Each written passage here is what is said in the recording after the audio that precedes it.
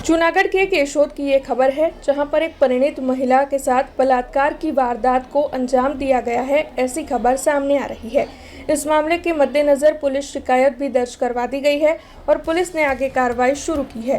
दरअसल केशोद के DP road पर व्यभिचार का धंधा चल रहा होने की कई शिकायतें कई बार सामने आई है, लेकिन अभी तक इस मामले में कोई ठोस सबूत नहीं आए हैं। तब केशोद तालुका के इसरा गांव की एक बेटी हेतलबेन अपने मासी ज्योतिबेन मेसवाणिया के घर पर रहने के लिए डीपी रोड पर गई थी। तब आपको बता दें कि उनकी मासी के साथ मिलकर उनके भतीजे प्रदीप हरिदास ने उनके साथ बलात्कार की वारदात को अंजाम दिया है।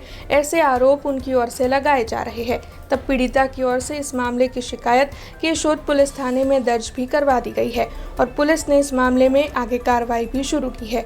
इस पूरे मामले को लेकर पीड़िता ने प्रतिक्रिया भी दी है।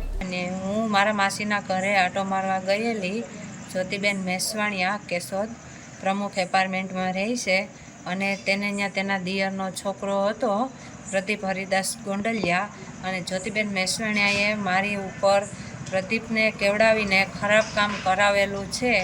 એને જ્યોતિબેને મને નશો કરાવ્યો અને પછી મેં સવારે મારી માસીને કીધેલું કે તમે આવું મારી સાથે કેમ કરાવ્યું, તો એને કીધું તું કોઈને કહેતી નહીં, હું એને સમજાવી દઈશ એમ કરીને વાતને ટાળી દીધી।